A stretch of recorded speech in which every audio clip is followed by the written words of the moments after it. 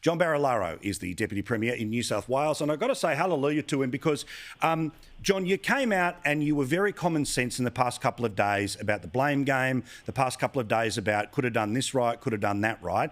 I know you're not about to tip on your colleagues, but it feels like some people need to pull their head in, need to understand that bagging the driver when it was the rules that let the driver get away with it doesn't really help any of the 5 million people who are in lockdown right now.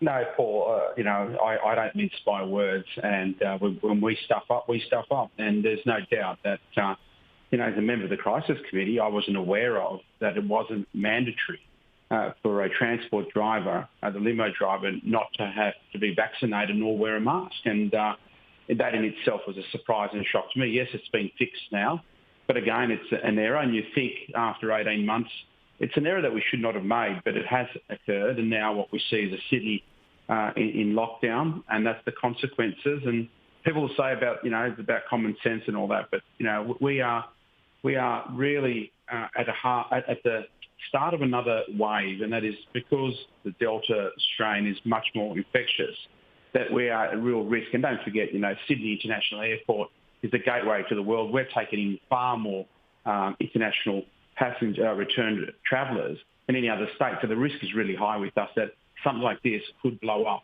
as it has. But that's the truth. We've just got to fix it, got to apologise and move on. But that's just my style.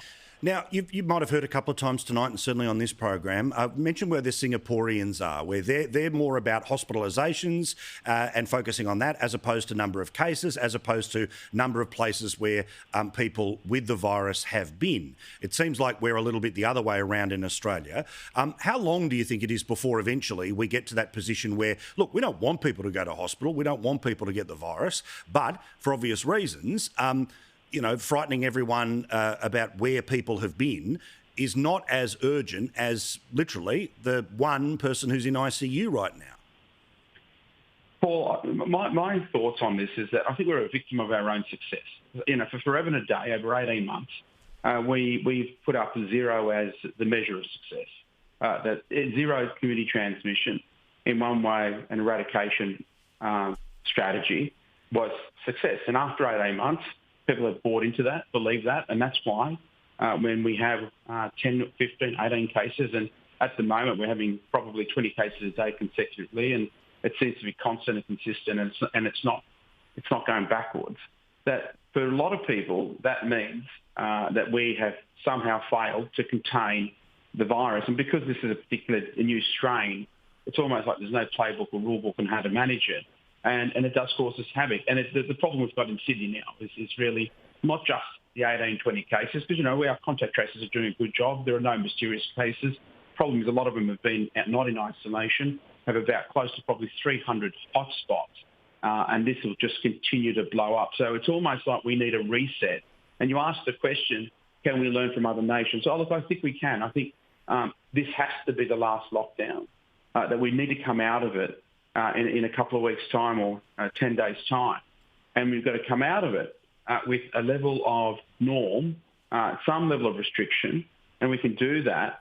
And, of course, we need to get the public vaccinated. And, some good news out of the Feds today about a bit of a more focused target on vaccination.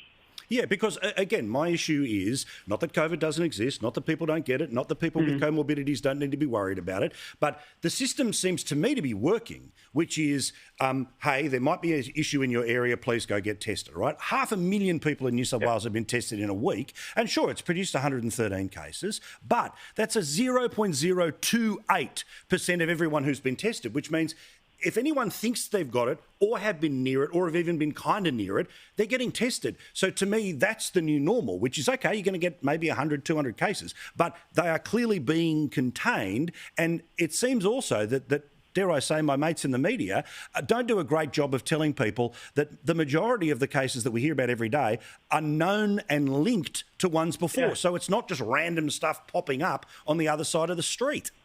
Paul, you are right. We have more information, more data. Our contact tracers do a wonderful job. We've been doing this for a very long time. But you have a look at the media and a lot of the commentary over the last 4 or 5 days. The greatest criticism they have of the Premier and our government is that we didn't actually lock down earlier. It's not that about locking down, but about not locking down earlier.